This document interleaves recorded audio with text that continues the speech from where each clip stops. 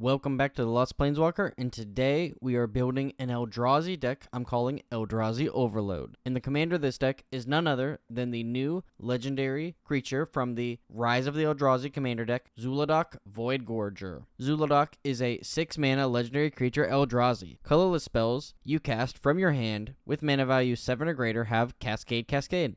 Zuladoc offers some really interesting abilities with you getting a lot of benefit from casting your larger spells. This deck is filled with plenty of Eldrazi, lots of cool artifacts, and ways for you to cast more and more creatures. So let's dive right in and look at what those are.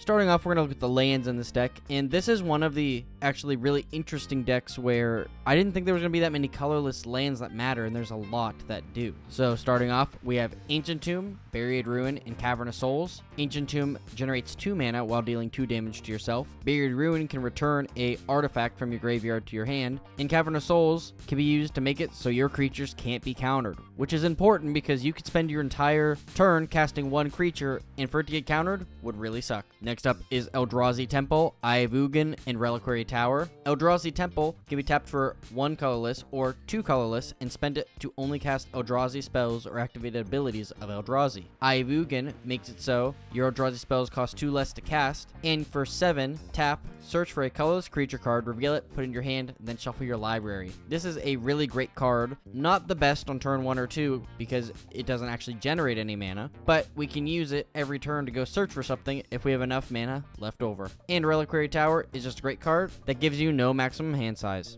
Our next 3 is Rogue's Passage, Sanctum of Uvin, and Shrine of the Forsaken Gods. Rogue's Passage is an all-star, and especially in this deck, because it taps for a colorless or 4, target creature can't be blocked this turn. This can either be used to deal some massive damage on your turns, or to end the game with a bang. Sanctum of Ugin taps add 1 colorless to your mana pool, and whenever you cast a colorless spell with converted mana cost 7 or greater, you can sack it. If you do, search for a colorless creature, reveal it, put it in your hand, then shuffle. And Shrine of the Forsaken Gods can be tapped to add a colorless, or tapped to add 2, spend it to cast colorless spells. Activate if you have 7 or more lands. This card is very similar to our next cards, Temple of the False God, Mycosynth Garden, and Tomb of the Spirit Dragon. Temple of the False God has tap, add colorless, activate only if you control 5 or more lands. Very similar to Shrine of the Forsaken Gods, but it at least can tap for 1 mana no matter what. Mycosynth Garden can tap for a colorless. You can pay 1 to add 1 mana of any color, and you can pay X to make it a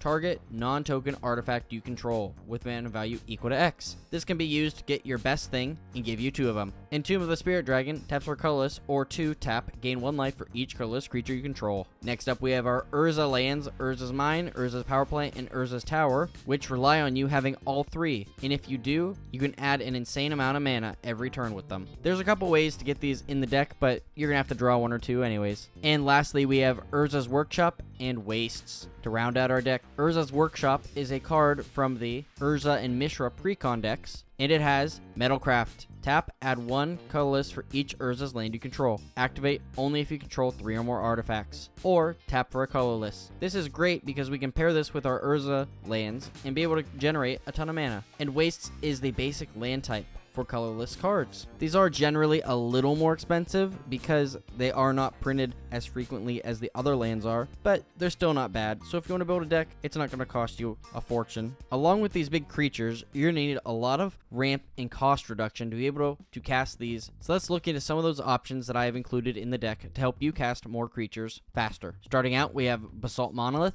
Bitter Thorn, Nissa's Animus, and Burnished Heart. Basalt Monolith can tap to add 3 colorless mana, and you can pay 3 to untap Basalt Monolith. This is a great way to cast a creature early and then be able to untap it on your later turns. Bitterthorn, Nissa's Animus, is a living weapon, which means when you play it, you equip it to a 0/0 Black Phyrexian Germ, and it gets +1/+1. Whenever it attacks, you can go search for a basic land, put it on the battlefield, tap. So this is a cool way to get some lands out in the early game. And Burnished Heart, one of the best early ramp cards in any colorless deck, can be sacrificed to search for 2 basic lands, put them on the battlefield tapped, then shuffle. Next up we have Conduit Conduit of Ruin, Expedition Map, and Forsaken Monument. Conduit of Ruin has, when you cast Conduit of Ruin, you may search for a colorless card with mana value 7 or greater, reveal it, then shuffle your library and put that card on top. The first creature spell you cast each turn costs 2 less to cast. This is pretty great in any deck, but it's going to be especially helpful in this Eldrazi deck to cast those bigger creatures on earlier turns. Expedition Map is a really cool card because you can search for a land, reveal it, and put it in your hand. This can be an Urza land, this can be a waste, whatever you want. If you need a way to win the game, maybe you're going to get a Rogue's Passage. This is one of the best cards for searching for lands in general, so I put it in here. And Forsaken Monument has colorless creatures get +2/+2. Whenever you tap a permanent for colorless, add an additional colorless. And when you cast a colorless spell, you gain 2 life. This card does a lot for 5 mana, and it's going to be very good in this deck, making sure you can get bigger creatures, ramp faster, and gain life from casting your spells.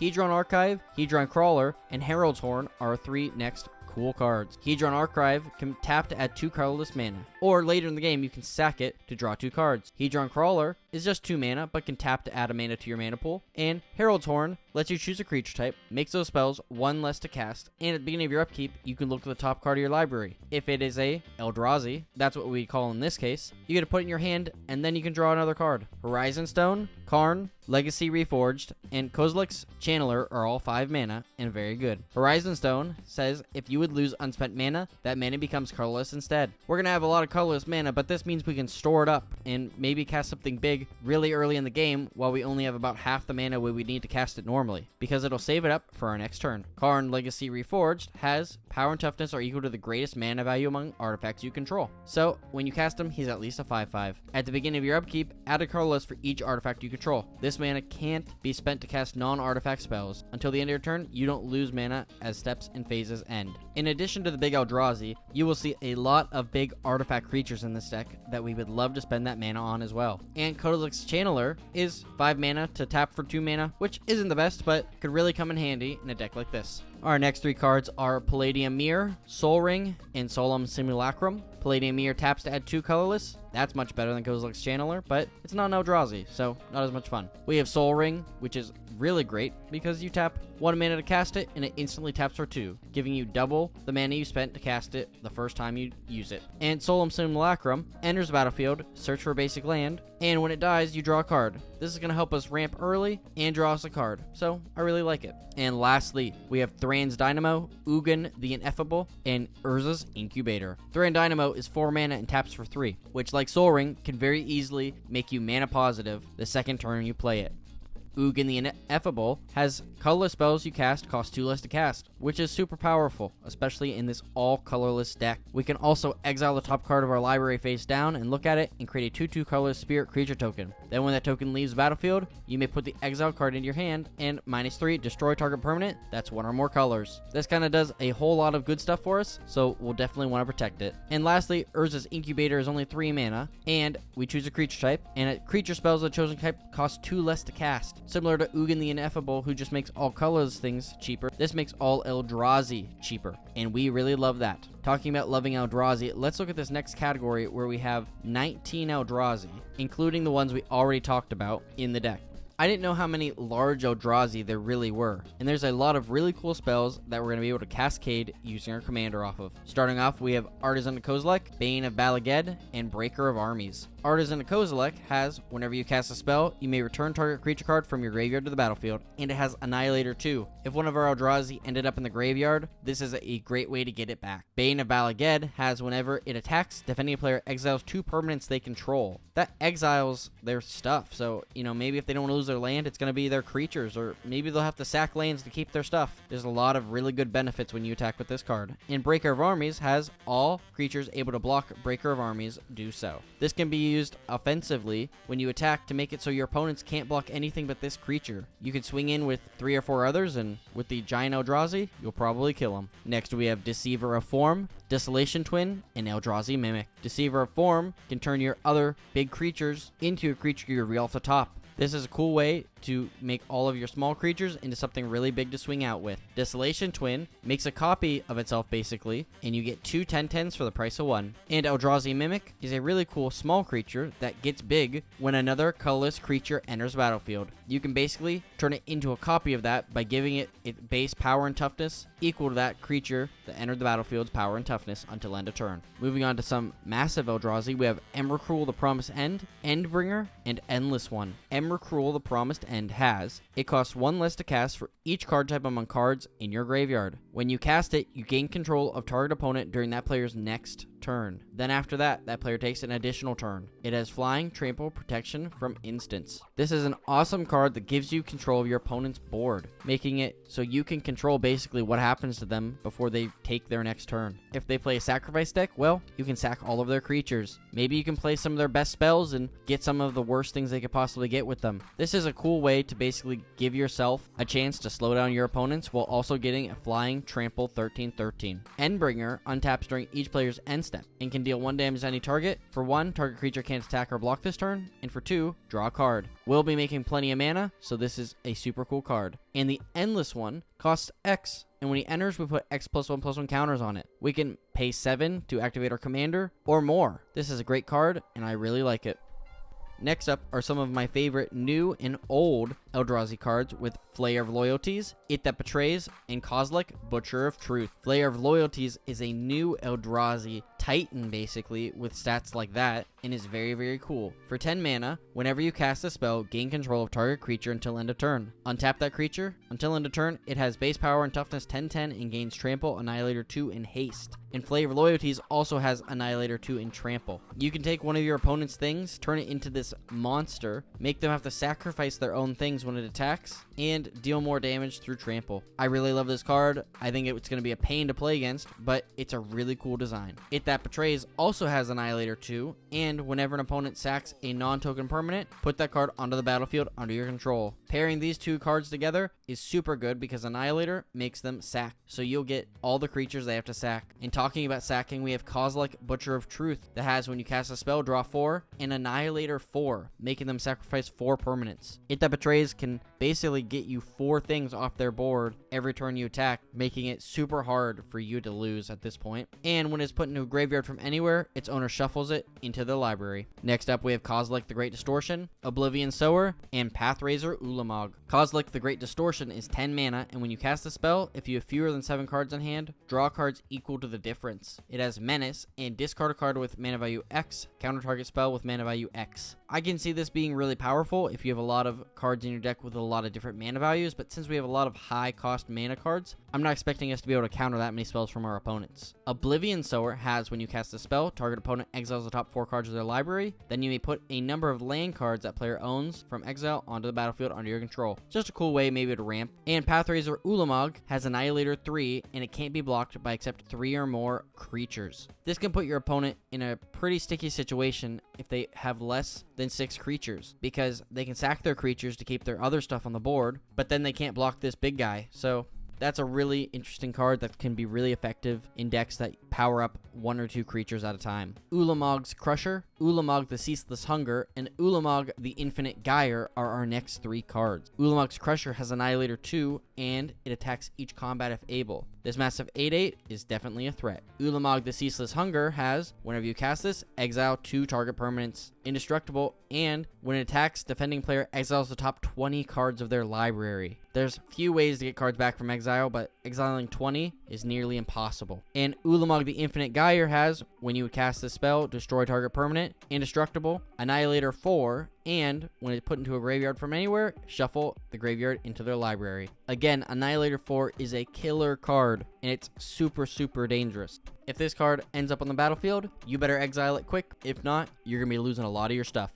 And our last card is Void Winnower, one of the scariest cards in my opinions because it can really stop you from being able to do anything. For 9 mana, you get an Eldrazi with your opponents can't cast spells with even converted mana costs. 0 is even. And your opponents can't block with creatures with even converted mana costs. And this is an 11/9. Stopping your opponent from being able to cast spells is incredibly powerful because unless you're purposefully building a deck, you have a good chance that about 50-50 of your cards are going to be of a certain mana cost. This is incredibly incredibly powerful, and I know I've lost games because I couldn't cast that 4 mana spell that would have helped. This is super great, and I'm very happy for it to being our last Eldrazi in this deck. Now, the last couple cards in this deck are going to be the good stuff cards. These are some artifact creatures, some equipment, some sorceries, instants, all this other stuff that really didn't fit in before that I think really rounds out this deck. First up, we have All Is Dust, Blightsteel Colossus, and Cityscape Leveler. All Is Dust makes each player sack all permanents they control that are 1 or more colors, leaving our board entirely unaffected while completely wiping our opponents. Blightsteel Colossus has Trample, Infect, and Indestructible, and if it would be put in a graveyard from anywhere, we shuffle it in our library, making this incredibly powerful. That Infect can one-shot an opponent, so they better be careful. And Cityscape Leveler has Trample, and when it attacks, we destroy up to 1 target non-land permanent. Its controller creates a tapped Power Stone instead, which usually isn't going to help them, but it also has Unearth, meaning if our opponent kills it or blocks a creature and this ends up dying, well, we get it back and we can attack immediately and destroy another one of their things. Next is Commander's Plate, Darksteel Colossus, and Desecrate Reality. Commander's Plate gives a creature +3/+3, has protection from each color that's not one of your commanders, and we can equip it for 3 if it's our commander, or equip it for 5 regular. This is incredibly powerful because since our commander is colorless, we have protection from all colors, meaning we can't be stopped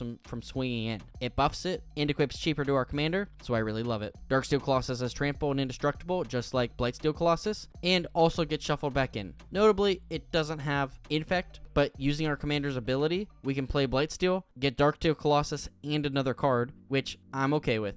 And Desecrate Reality is an instant. For each opponent, exile up to 1 target permanent that player controls with an even mana value. Alright, that seems pretty good. But it has Adamant. If at least 3 colorless mana was spent to cast this spell, return a permanent card with an odd mana value from your graveyard to the battlefield. We certainly have a lot of odd mana cost creatures, especially some really big ones. So I really like that text. Next up, we have Eldrazi Conscription, Gruesome Slaughter, and Liberator Urza's Battlethopter. Eldrazi Conscription gives a creature +10/+10, Trample, and Annihilator 2, which, whether it's one of our big guys or small, is super powerful. Gruesome Slaughter is 6 mana sorcery. Until end of turn, colorless creatures you control gain tap. This creature deals damage equal to its power to a target creature. This is a cool way to basically remove some of our opponent's creatures and be able to swing in after their board is destroyed. And Liberator Urza's Battlethopter has Flash, Flying, and you may cast colorless spells and artifact spells as though they had Flash. And whenever we cast a spell, if the amount of mana to cast that spell is greater than the Liberator Urza's Battlethopter's power, we put a +1/+1 counter on it. Notably, we have all the way up to 13 mana, so this thing could become a 13/14 in a single game. Lightning Greaves, Mithril Coat, and Mystical Forge are our next 3 good stuff cards,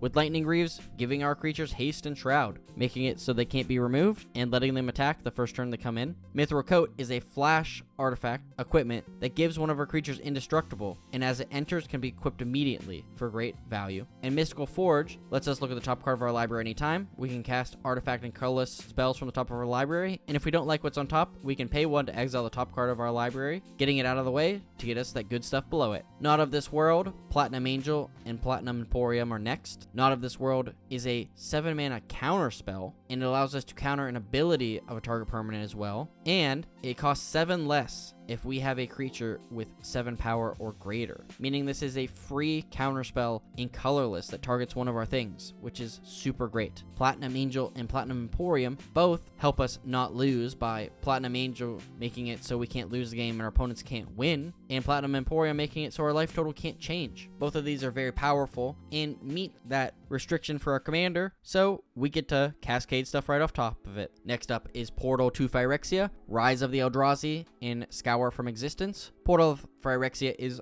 awesome in this deck because each opponent has to sack 3 creatures. Very good, we want to swing in with our stuff. At the beginning of your upkeep, we can put a creature from our graveyard onto the battlefield, and it's a Phyrexian in addition to its other types, so just get our best stuff out of our graveyard and swing right in. Rise of the Eldrazi is a super cool sorcery that's going to trigger our commander, but the spell can't be countered for 12 mana. We destroy a permanent, target player draws 4 cards, and we take an extra turn, and then we exile this card. Notably, this has the ability of the original Eldrazi on it, which is super cool. It is also the name of the Precon deck that it comes in, so that's pretty neat as well. And finally, Scour from Existence isn't that great by 7 mana exile a target permanent, but we get to cascade twice off of it, so it could be very good actually. Next up with some great artifacts, we have Scroll Rack, Sensei's Divining Top, and Shadow Spear. Scroll Rack and Sensei's Divining Top are going to serve the same purpose in this deck by letting us put stuff in the order we want. Since Scroll Rack is going to let us put the cards in our hand on top, which if we have some great Eldrazi, we can basically know what we cascade into. And Sensei's Divining Top lets us look at the top 3, reorganize them, and put it back, or we can tap it to draw a card and put Sensei's on top. Both of these cards are really, really powerful effects, and I really love it. And Shadow Spear just gives our big guys trample and lifelink. We can also remove Hexproof and Indestructible, which is very, very powerful, but that trample and lifelink is going to be a game saver by letting us gain a ton of life whenever we swing in with our big stuff. Almost at the end here, we have Skittering Invasion, the One Ring in Titan's Presence. Skittering Invasion is 7 mana, so it's going to trigger our commander. We're going to get some extra value out of that. And we also put 5/0/1 Colorless Eldrazi Spawn onto the battlefield. Now, we can use these in 2 ways. We can either sack them to get mana, or we can use them as blockers if our opponents are going to swing in with some stuff that hopefully doesn't have trample. This is a great way to stop them from getting any damage through. The One Ring is indestructible, and when it enters the battlefield, if we cast it, we gain protection until our next turn. And we can put burden counters on the One Ring and draw a card for each burden counter on. We will have to take damage at our upkeep equal to the number of burden counters, but we can gain a lot of cards this way and be able to cascade into a lot of great things by getting more cards in our hand. And Titan's Presence is 3 mana instant. As an additional cost to cast a spell, we reveal a colorless creature from our hand. Exile target creature if its power is less than or equal to its revealed card's power. This is pretty cool because we have a lot of really big stuff in our deck, so we can exile whatever we want. And lastly, we have Ugin the Spirit Dragon and Zenith Chronicler. Ugin the Spirit Dragon has +2. It deals 3 damage to any target. -X. Exile each permanent with converted mana cost X or less that's 1 or more colors, which is going to be awesome in this deck. We honestly might cast this for 8 just to take it down 7 to remove all of our opponent's stuff, but keep all of ours on the board. And -10, you gain 7 life. Draw 7 cards, then put up to 7 permanent cards from your hand onto the battlefield. If we can get up to 10, I'm not going to complain either because that seems really great. And Zenith Chronicler is going to be a way for us to draw some more cards because whenever a player casts their first multicolored spell each turn, each other player draws a card. We aren't going to be casting any multicolored spells, so this is only going to benefit us. And it's a cute little guy, so that's also a big benefit. And that is it. Thank you so much for watching. I hope you enjoyed this deck tech, and consider subscribing to my channel. I work really hard on these videos, and this was a super fun deck to make. I know he's really popular as a commander right now, and it really shows. Eldrazi are really cool cards, and we haven't received another great Eldrazi commander until now. We can really benefit from casting those high-cost, colorless spells that really don't do much by getting a couple other things onto the battlefield whenever we cast them. In addition, we got some great new Eldrazi creatures and support in this deck, so this is a really, really strong deck and really expensive as well, so just be careful of that. If you like this video, please leave a like and also leave a comment down below. Maybe there's an Eldrazi card I left out that you'd like to include, or maybe there's something else that you would like to just chat about in the comments. And now let's look at today's Scryfall card of the day with Whiptail Malarch. It wags its tail when it's happy. It wags its tail when it's angry. Nope, there's no good time to be around a Whiptail. Rugar, League Hall, Infirmary Patient. Thank you so much for watching, and as always, I'll see you later, Planeswalkers.